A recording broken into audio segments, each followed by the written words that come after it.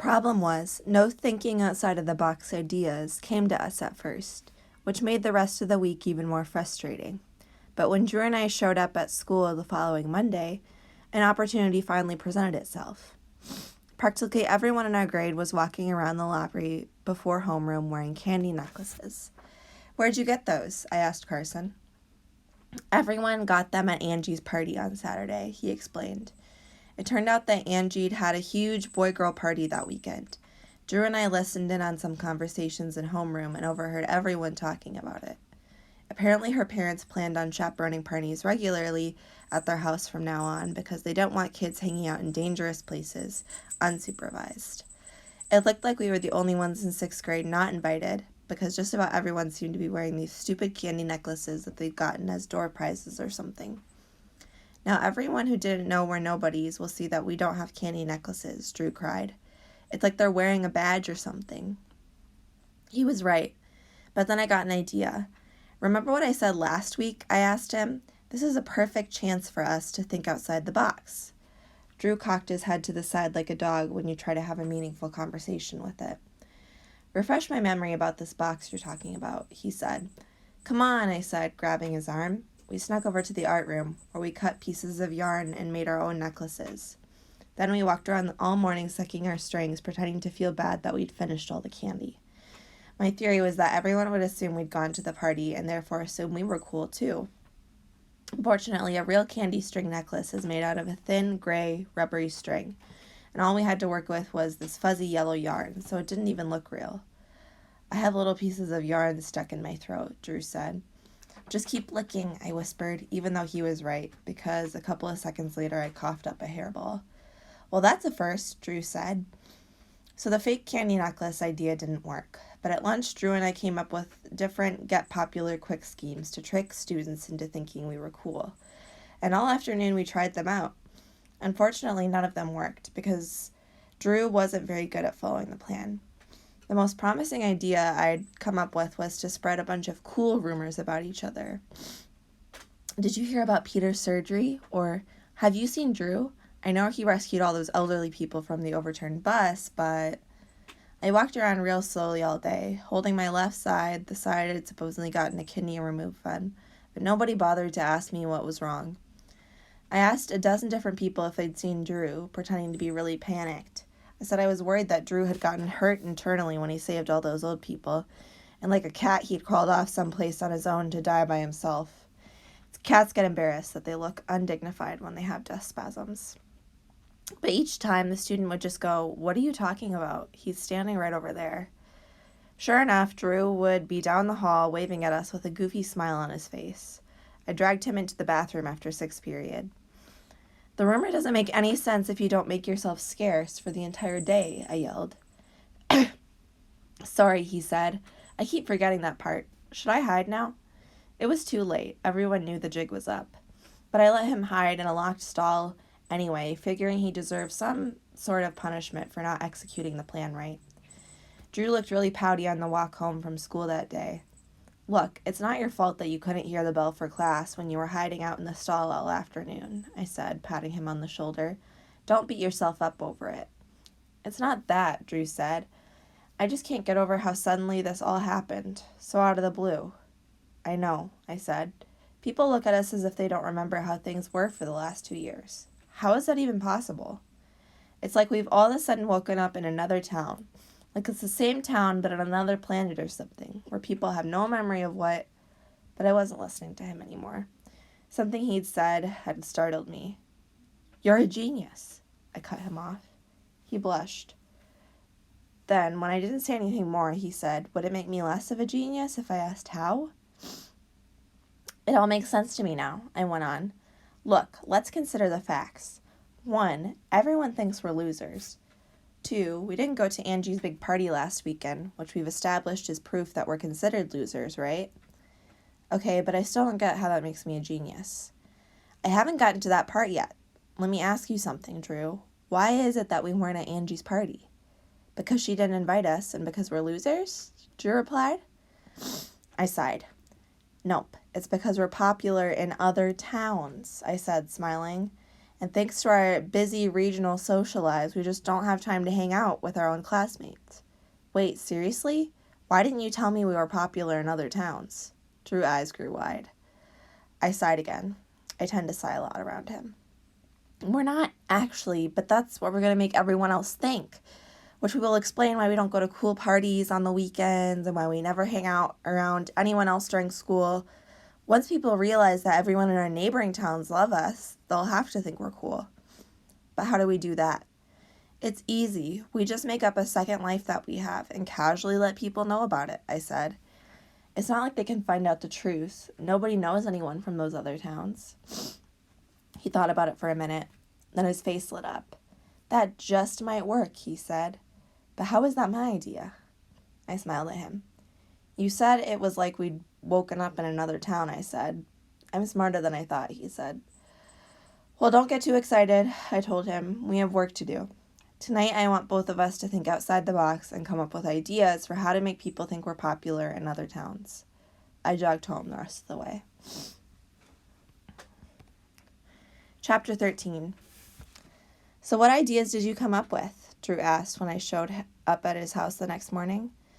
Sunny practiced the flute all night, and I couldn't concentrate at all, I said.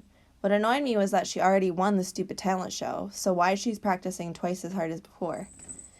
Maybe she's as focused on winning in her own way as we're focused on trying to trick people into thinking we're popular, Drew said. I stared at him for a moment. What are you, her shrink? I asked, and he shrugged. So what's your idea? Mine's dumb. I thought maybe we could pretend to talk to cool people from other towns on my cell phone. That's actually a pretty decent idea, Drew. Really? So I'm finally thinking outside the box? You're not quite there yet, but you're definitely close, I said. You still have one toe sticking inside the box. God, I hate boxes, he said. Now you're sounding like you don't know what the phrase means again. Dang it. After lunch, I used Drew's cell phone to pretend I was getting the third degree from a girlfriend from another town as popular students walked by. Cell phones are banned until the end of the school day, so I made sure no teachers were around. But I know, you see, will you just give me that's not what I told you that I stammered. Then I sighed dramatically, rubbed my temples, and my eyes closed, the way Mom does after she talks to me on the phone for more than 5 straight minutes. And then I held my phone away from my ear, making eye contact with Angie.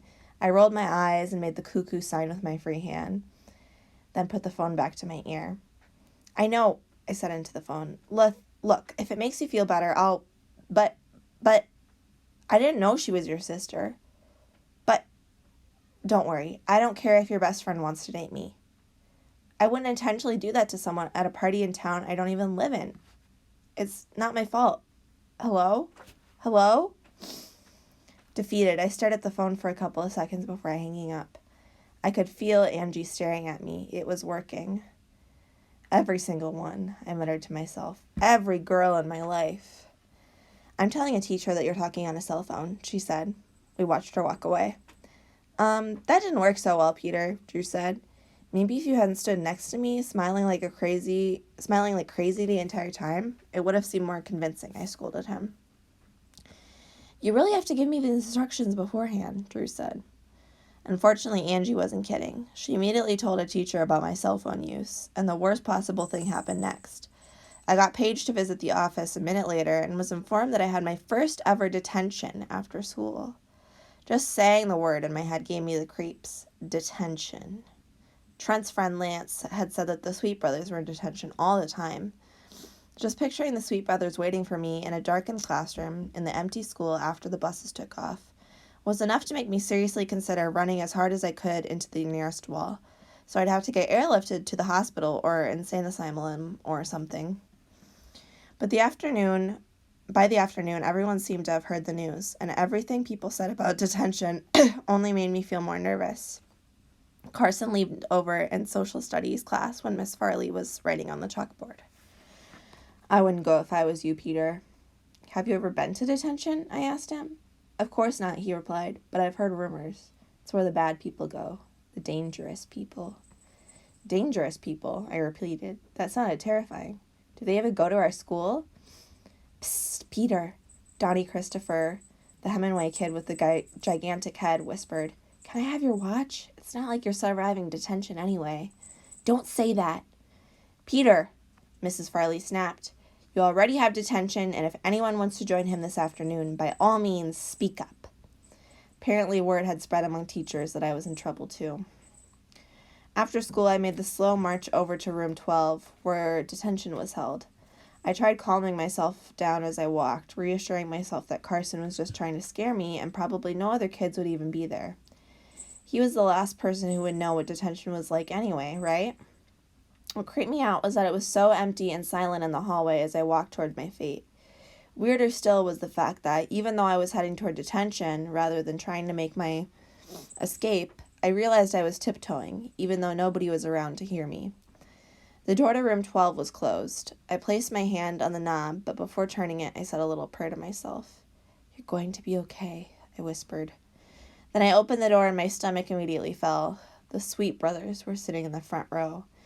Mr. Tinsley waved me over to the front desk.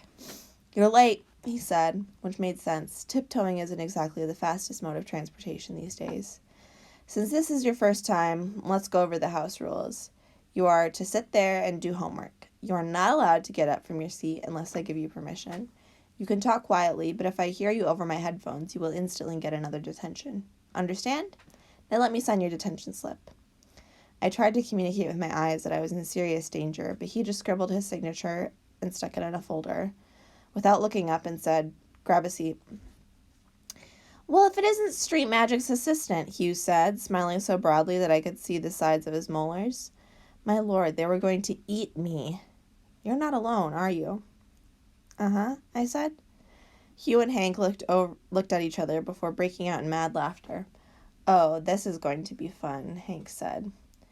That's how evil the Sweet brothers were. I mean, I would never consider it fun to torture something weaker than me, because I'm not a psychopath. Like on the rare occasion when I spend a couple of minutes smushing ants with a basketball in the driveway, I don't think, "Oh boy, killing these ants is fun. Yippee!" It's just something kids my age do when they have a basketball and there are lots of ants on the ground. It's embedded in our DNA, as my dad would say, that you simply have to smush them. It's more like a job, really. There's no fun involved. That's just twisted. I looked over at Mr. Tinsley, and he just nodded sleepily at me, totally unaware that my life was in danger. He had headphones on and was reading a book. A rubber band hit me in the back of the head. I pretended I hadn't felt it, even though it stung really bad, given the fact that Hugh was sitting approximately 3 feet away from me. He shot another one that clipped my ear. "You better tie your shoes well, Street Magic's assistant," he said, in a normal voice, not bothering to whisper because Mr. Tinsley's headphones were blaring. "Because the second you get out of that door, we're coming for you. And we'll be looking for you and Drew, especially during the day. We're making you our special projects for the semester." Basically, for the entire detention, I sat there 3 feet away from 2 thugs who wanted to jump me. It reminded me of an exhibit at the Museum of Prehistoric Times. I was the mastodon frozen in mid-gallop, while there were 2 frozen cavemen forever about to chuck their spears at me. In my head, I mapped out alternate escape routes. My best chance was to head straight for the stairs, bolt out the back, try to lose them in the woods, backtracking to Drew's house. The bell rang, and I immediately bolted out of the room. But in my panic, I made the wrong choice and headed down the hallway rather than over to the stairwell 10 feet to my left. The Sweet brothers chased after me. They didn't say anything as they chased me down the hallway, and once again, the silence kind of freaked me out. I didn't think I could outrun them, and I suddenly remembered this movie where a guy in a fighter jet slams on the brakes and the enemy jet flies right by. I figured I'd stop suddenly, and once they ran by, I'd simply head back the other way. So right then, I screeched to a halt. Looking back, it wasn't a horrible plan. I'm smaller than them, so I can probably change directions faster. The only problem was they weren't nearly as close to me as I'd thought. Instead of being an arm's length behind me, they were more like 15 feet behind me. And so by stopping, I allowed them to catch up with me. They looked surprised. Thanks for stopping," Hank said, confused at first that I'd suddenly given up when in reality I was pulling away from them. Since I'm a fast thinker, I thought maybe I could turn this into brownie points with him. "You're welcome," I said, praying with my eyes that they'd high-five me and that would be it. Instead, Hugh turned me around and gave me my second ever atomic wedgie, ripping the elastic band of my favorite pair of underwear. It was my favorite because it was the pair I was wearing when I first discovered Micah a year earlier. I let out a yelp. "Sorry, pal," he said, clapping me really hard on the back. "It's like that reflex test at the doctor's. They hit your kneecap with that rubber mallet and your legs shoot out." "Don't take this the wrong way, but I have absolutely no idea what you're talking about," I admitted. "I'm just saying it's kind of like that. Whenever I see your pants, I can't help but want to give you a serious wedgie," he explained. They laughed. "If I wore shorts, would you have the same reaction?" I asked. "Are you being obnoxious?" Hugh said. "No." "Well, then the answer is yes. Any kind of pants, I think, would do it." "Maybe the solution is for you to stop looking at my pants," I offered, and this made Hugh really mad. "I was about to let you go, but your big mouth got in the way again," Hugh said. As he grabbed my shirt from behind, I shouted, "Stop looking at my pants," and tugged away as hard as I could and miraculously wrenched myself free. I bolted back towards the stairwell and practically launched myself into the air at the top of the stairs. I flew down 3 flights out the exit doors, positive they were going to tackle me at any moment. But when I finally looked behind me, the Sweet brothers were standing at the window on the second floor, gasping for breath and glaring at me.